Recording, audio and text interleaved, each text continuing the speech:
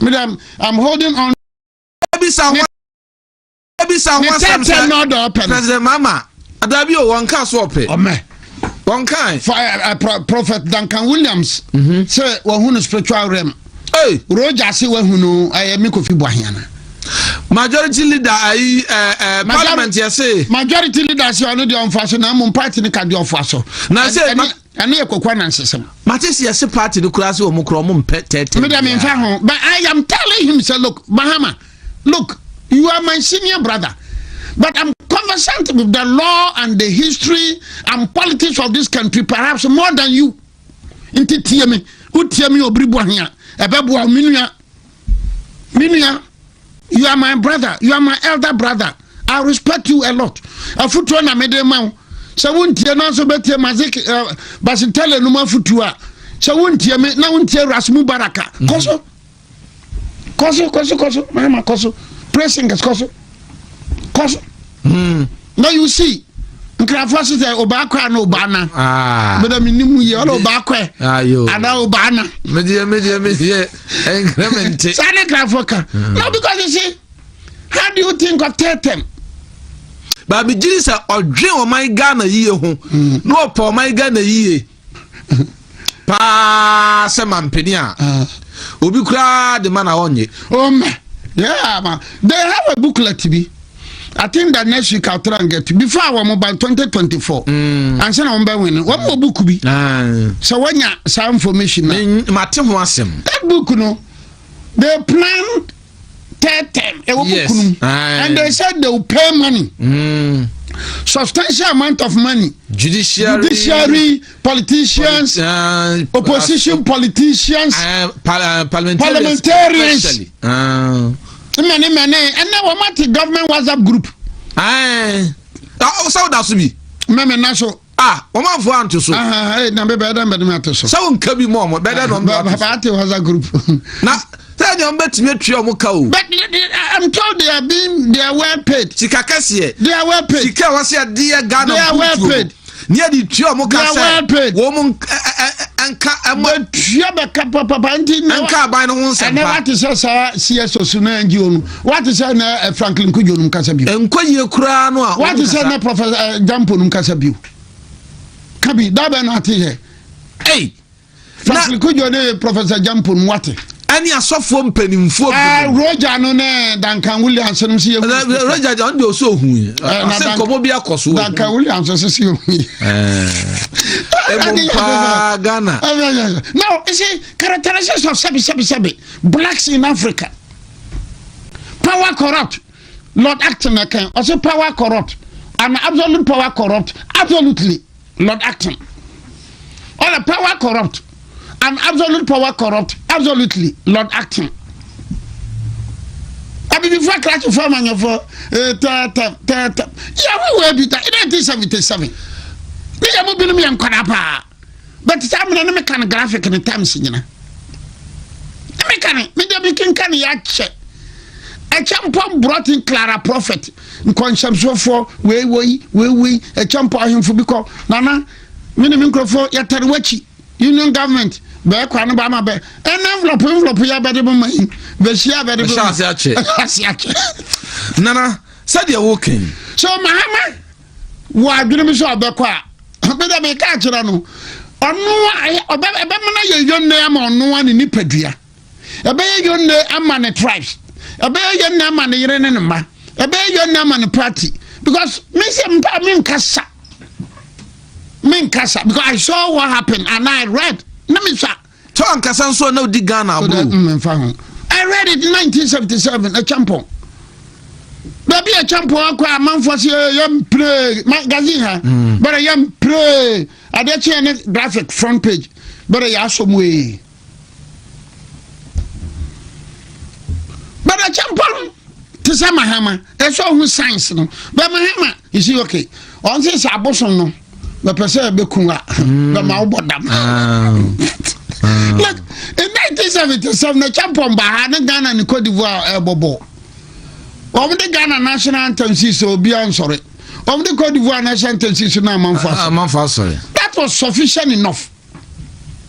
A champion to tufuantie ne ngomati kopo awadu nam onya bewo what I say no see they learn history they don't learn from the lessons of history but lawyer na amanfo bebre no asusu amanfo keka say ase aben oto asofo obi wato ba wi ase oto yo to CSOs bi wato ba wi to lawyers bi any journalists bi wato ba wi na woto wonu mu wi a di open wo bet said ye wo yi obi enu wo be candidate na amanfo asa protect ma ene na omo ahyase asofo no be hyase wa asodem ene mampani ye die ene ye mano kura sa akobie wu a ne ade a kan this sanya wo beti ubahunu Roma asodani ubahunu Basra asodani na so mo mpe brai ubahunu Methodist asodani ubahunu Assemblies of God asodani bim.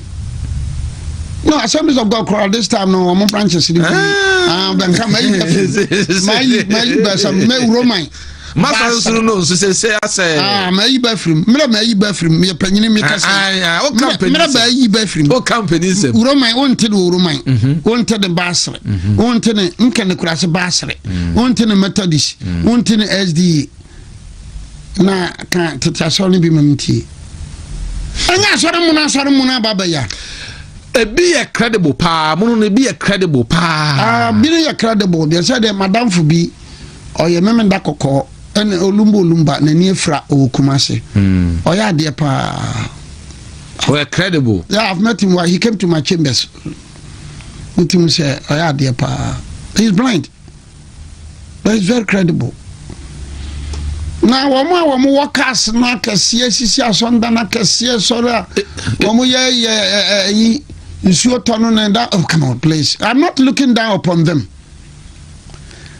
me traditional belief what is say apape what is say akonedi what is say antwa what is say tigare what is say nogopo what is say echenaman what is say ampoma jambibi what is say nako name them what is say by your politics but they are very powerful than more so for bebre bredi kwaje kankamia what is about your politics tano eni pa ba ko no ye komfo ba bosom no ko ampoma nkranza that's one what is about your politics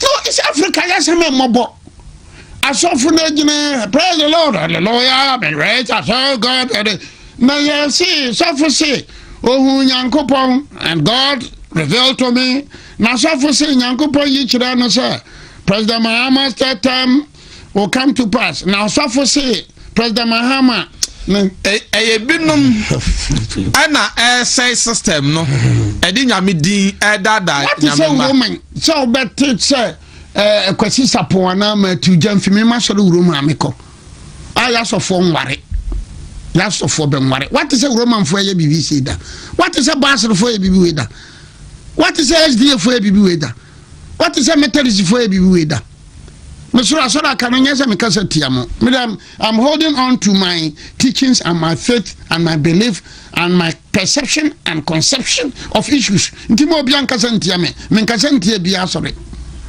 menkasa ntie bia sore memo wa sore dina ankasa bia me no yaka ene me kama sanam ti onim sori ni nyina akora onim sori ni nyina what I say so please President Mahama the third term he should have onya akora but you know I say aboso no pese bekunwa be ma ma bodam maybe na say yes special prosecutor ebirum say yenyino yes scrap office no through President Mahama say Emmanuel sunyane senior high yako secondary school na senior bi or the abaya bi ko share table tennis court akona ho anajo memenda ni no mo ko tennis na senior na emiemi abaya no ode ye senior ma hu agene Senior man who I gonna. You be a gun and running.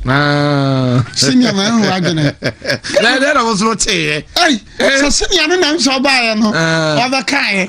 Send the girl from one knee. And then the senior was then I think in Form 4, Form 5. Hey, I think senior no Form 5. So the shots. Senior no has 3. So shots. Senior man who I gonna. The Rabbi is a manager is sick. Oh. So what's the Mahama and DC for? Sometimes some of them my own vagina. They should not underrate our intelligence. Bachi Martin Pebu. But the Natum. Actually, by man bail. So Sadia, majority chiefship. Or a young scrapple. Majority leader. Or them fossil. Speaker of Parliament, or them Fosso. Good. Maybe I'm a pandanya last one. Speaker of Parliament, or them Fosso. Yeah, that's sorry, better lawyer be the cocotte. Lawyer ni free here, or free justice, same sign chambers. Deputy Attorney General. Of free we are this for long. And people for Benim Ghana back or some no. And the Ghana for Benim Ghana back or some. But the from serious.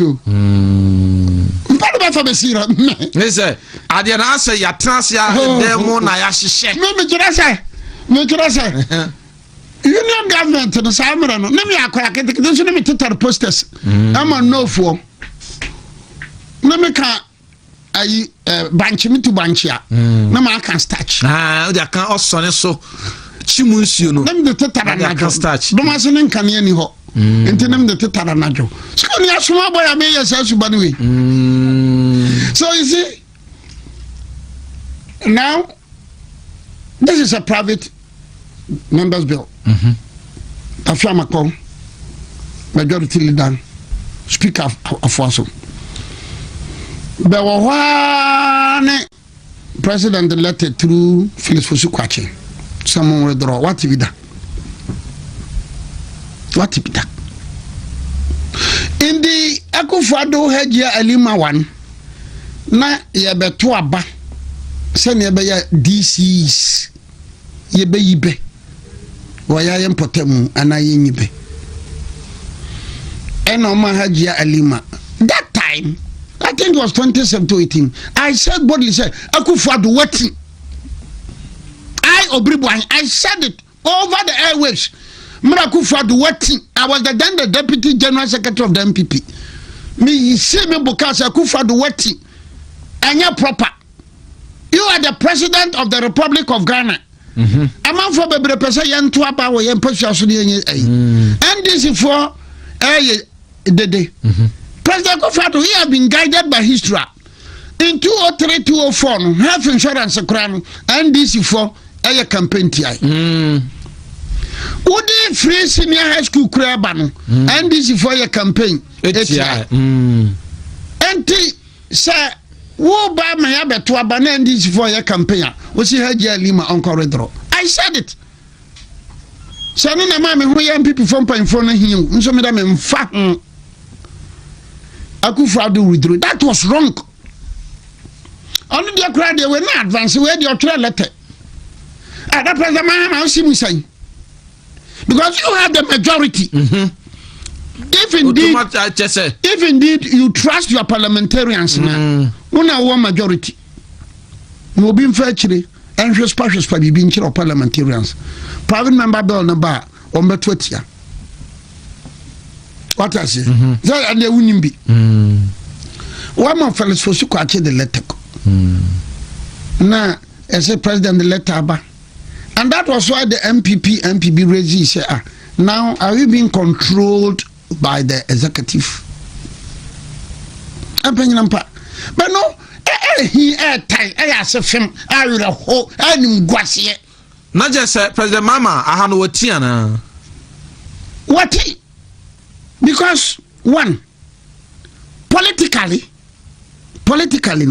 it was inappropriate. What the letter no coin? Ebemana look say the executive is interfering with the work of the legislature. Until working actually. na say de wo pɛ and wo mo bɛyɛ because we are majority. And this time you can even let your frontmen minority for say look if indeed I am not say President Mahama 1% OSP but you know by na 419 send ya superficially no so no hey Mahama de yo ala opese OSP ntena na obeboboa kokwana nsishibane oh agro ni bedi no dada Ghana fo ba nyina mi benyini nchane mo Ghana bakosemu ene Ghana amanyosemu yesi amanfo ahase edwa ne bantina said de wo kan wo yesa said de be amanfo be bona baso hwan be bona baso the Franklin Kujos and the Professor Jampos amoda WhatsApp groups no minkayo ona walker the Kobe Mensens and that could be economists and the Tambia Puyat one ha as a quachi or unity no kona me one ha Benum Baba Baso I am your Bribuania me I will tell my cast on the part of the wow we very goody the board the board yes you put drone getting president no yakoko apa African intellectuals, African politicians, some of us are cheap. Yeah, for President, which you could have given to go to the Mahin crew. Pottery from power, hawkers, chain, meet Makasakan Hanya. Sikana Modekran Kokona, just take $20 million US dollars from my pottery farmers. Eldane, Ampo, Fone, from someone hatchet. Give it to them. The Mayan Crow pottery farmers can feed the whole country. Plus Boris B. And then Bakubi, Menin Shada Betty, will be a catch of Bishop Massam. Oh, warehouse Cassia Akate, Medasi, Menin Shada. But I see maybe a catch of Bishop or Massam Pa. The farms on the way.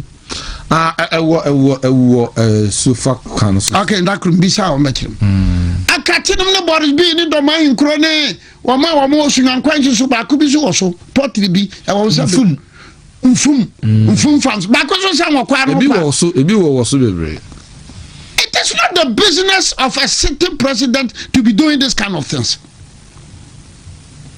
What?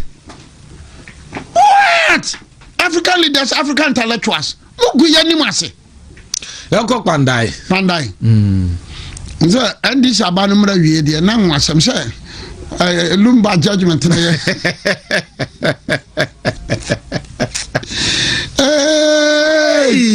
So me asio Lumba judgment says NDC time. Anamboa. Pandai so wo ma ye buyasem. Oma finally appeal. They have also gone to the Supreme Court. But with due respect, without prejudice, with due respect, I don't agree with the Supreme Court. Why? The position of the law is this. Judge will case say, oh yeah, Utimko Benkum, Utimko Nifa. But when the judge veers off his own jurisdiction there, and there's a Shorara will lie. This was the decision of the Supreme Court in S. Party Chachichikata. And a lot of decisions. Good. So, we will call rerun of some polling stations. But we do see the whole constitution. Well, I think so. Well, perhaps some part. And answer never can about because we will call some polling stations. The judgment, ruling and say inquiry around the whole constituency. Oh, I think then Sashora will lie. Okay, I'm sorry. Then I'm sorry.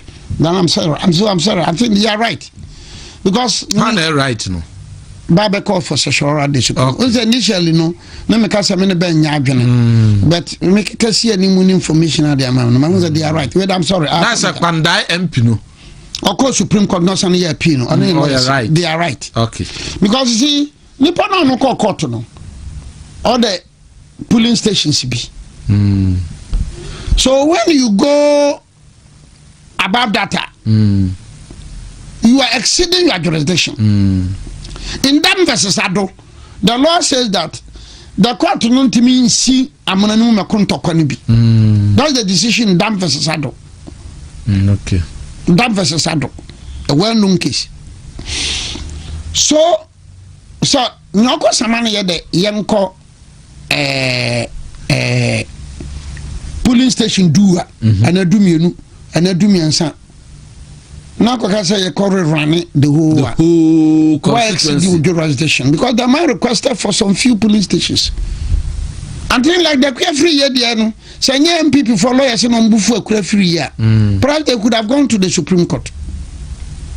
Because the free year one, the controversy in the polling stations where say so and maybe the electoral commission that was wrong. So they could have go but the free year no MPP for Casa Yankoto. Notisimu. Yeah. Now, so say, stay of execution, ruling about 18th December. Ruling has not been delivered, so automatically, by operation of law, stay of execution, that's what you're So I don't know what declares it vacant. And this is, Ben questioning one year, Ayehu. One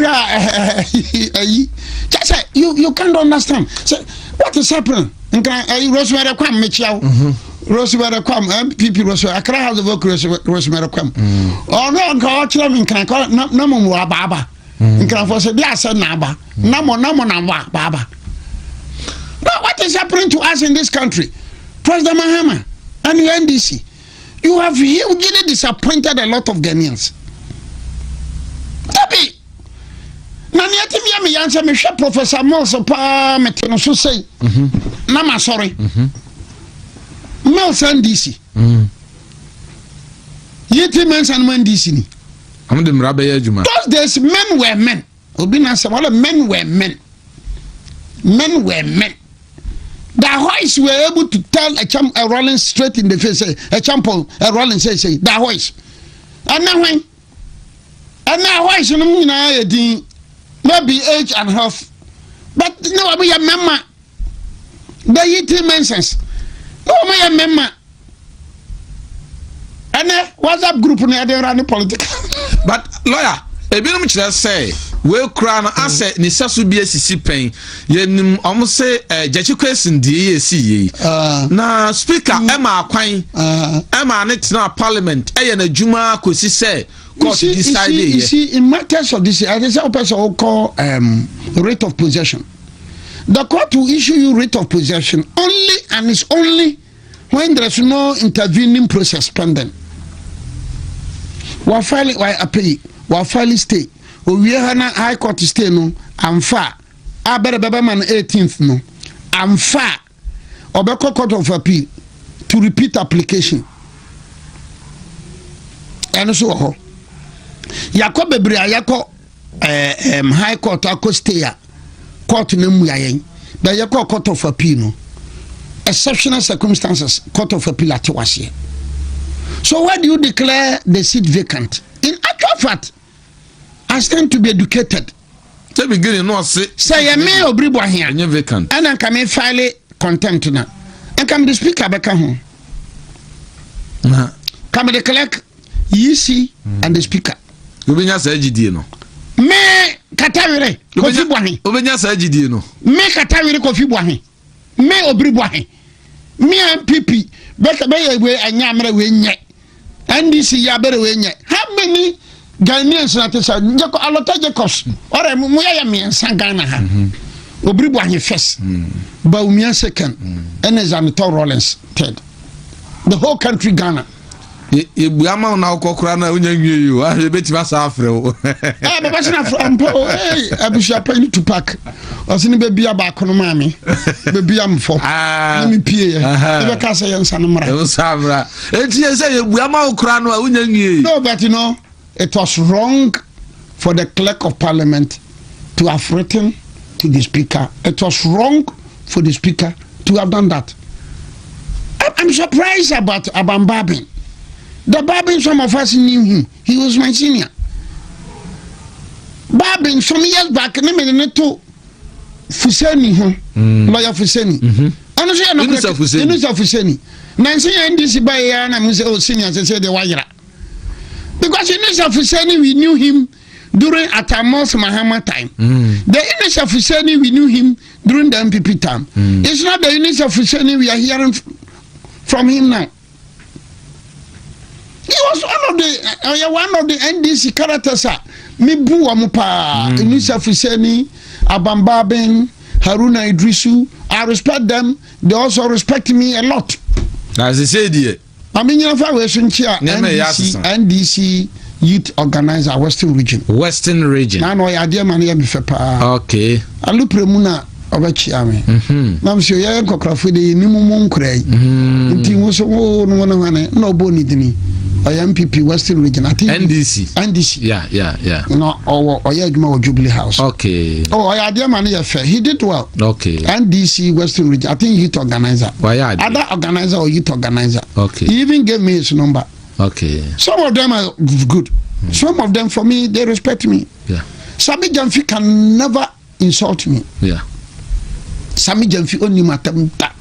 Unisa Fuseni, Abambaben, Haruna Drusu.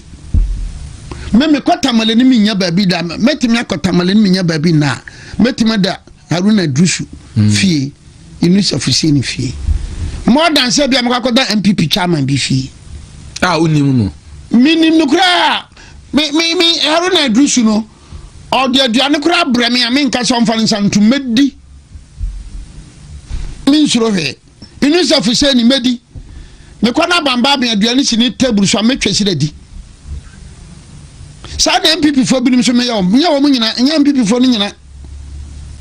Some of them were cabinet ministers. Ni fie kura me nko. No office me nko.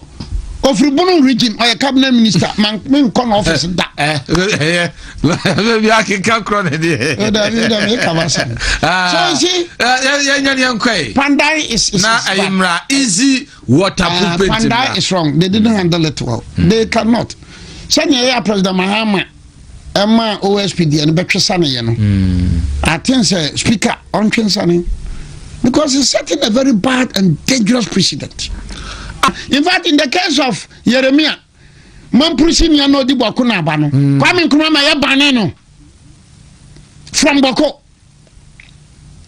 So the problem with chieftains in Sema Banina President Mahama Ekano, President Mahama must be bold enough to tell the world, say, Yaman yourself so you're dry humble. Especially NDC, CPP, PNDC. Especially CPP, NDC, PNDC, NDC. Bani ba magana ntokwa nsam ntokwa nyinara ayebe CPP and PNDC, NDC. Bani before so ka ho. Ayedan na wo secondary MPP 8-year period no mo ahwen wo mantima facilitate am yansi hene wo secondary.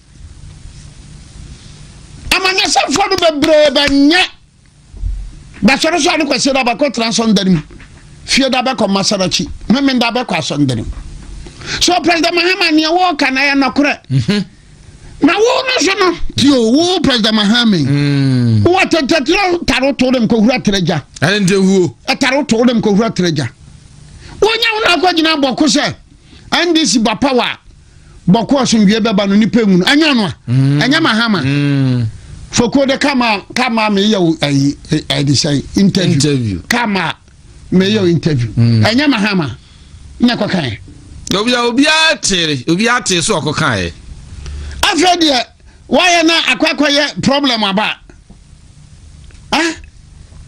Yo why you want no makokone. Now as you are talking now, what is an Anton? Problem on Anton. When you trace it, President Mahama unti ya sana manfo kika say and this muna mama Anton problem aba. Hey. Sana manfo ka say no kro but now that dagbon woman one Anton may call you and tell you that there's the problem. There's a problem in Anton. There's a problem in Anton. About say because the Rumbis who was the chief of Nantono why MPP penny pad. About say na yetu abawie na anwa da ya Nanton problem abaho. President Mahama. So unkrofo I agree. MPP for to me create problems in baby bebre. If you go to central region, western region, probably you go to Diaso. Diaso chief taxi problem. Any MPP for time. Any MPP for time. Diaso. So can the MPP also say, Basu Diaso so no, Basu himself Faber Mudemana. They cannot tell us that. So problem no bebre. Look, go back to Adwajiri. History will tell you say Adwajiri ya Akim Kotokufo. Adwajiri ya Akim Kotokufo. But some people ba power pe na chebi. Of course na chebi wo oklemu dadade. But it got intensified when the MPP came to power wa Adwajiri. Ama tuokura to ama nipa wu Adwajiri. So amanya semfo no mo nkase say yanyankwara. Of MPP and DC. Some of your political actors. President Mahama, but Momo Diabo, NDC Diabo to say, Mahama, Samako can or Boko. What are we a bear man? Or 2 fire and Shemunavi at the chair of the report no. Yan in Tiacras and 11th now, no, so the bill. And it's I believe that will call. I'm coming to be 16 for so. Okay. Mahama accounts are publishing me. Said it, publish it. What are a Bema to send me Kusi Boafo? Are there one person publish it? No, he can't publish it because it will be difficult for Mahama to do the publication. Are there in here? By virtue of friends, some more kind. Na say be another woman on sono. Ultimate. Who are near ultimate ultimate. When Otum for the recommendation, Makufa don't know. Ultimate. Now they're on the Usu because Akufado didn't take size. One Kojina Budu, one Kojina and Danny. Ojina 7 penny. 7 penny. Where do you Kojina fa? Akojina fa. So assemble. Dear son, I catch a Kusasi for Betiasie. Dear son, I catch a Mampusi for Betiasie. Ebia mine nasum genti, Obenaku could ultimately Mahamuntim. Absamba no beti me ka mama yarga beti me ko ni krum dreaman is say admin ko mama yarga can go osro pusiga can go garu timpani can go so but kusasi innocent people mampusi innocent people be me no be nya ntokwa sebe eyanua na be ntokwa they started ntokwa yi Kwame Nkrumah that was in 1958. The Mahama wa be prepreja. Chobo ye. Meba boko de ehene ba ko pe. Nya wo Mahama na be ka kire boko se boko ehene ba ko pe. Because the MPP era no, they gazetted Abuzrago Azoka. So by LI 2409 no, MPP abandoned the other say Abuzrago Azoka. Ona ye manhene awe kusasi no ona ye manhene ewo boko na ba abugrago azoka ona ye manhene ewo sigirigi abugrago azoka and the MPP went for that my gazette no so what me meye say boko de hene bako MPP recognize that fact but the man preachers are saying say ye be si hene wo boko a enye amanyo asem Etiyesu ebesi ye hene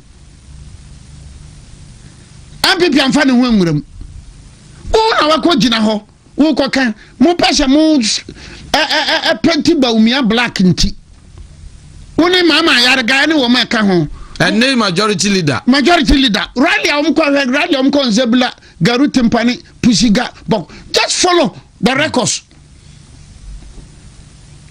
motuma MPP because motuma MPP say what ama Baumia anyasa unfortunately MPP for na bi kura gina so Baumia mnamudua oh montuma Baumia oya mamprisini otuma na kusasi for 1.4 unte MPP ni bi kan MPP ni maami bi anyenso omuka MPP ni maami bi unte soka kusasi 1.4 no monto mayen. How do you indulge in this loose and unwarranted comment? Kusasi baby bebraba umia nya vote na man for the judicial sa meka kusasi ni mamprusi asem meka umtibob and this year banwene meka kusasi mamprusi tibom meka bom ba umia onya flag bearer. It doesn't make sense. That's a young man, innocent of all these things. Mother Mayan say, you better Tino Black no. Adam ba Kusashi man pushing to Kwanaba Umiana Papa Crowd Bowen Papa. And I said it said 1721. The first Bokunaba was a man pussy. Benya Basani Bakubentokwa, Mama and Papa Chokas Agabro. But Mama and your preja that be. And now you, Mahama, you are coming to talk about chieftaincy problems. I don't know the buy. Be a fan or realize. A fan or realize. And Jobeshe. Oh, I'm the third time now, the open.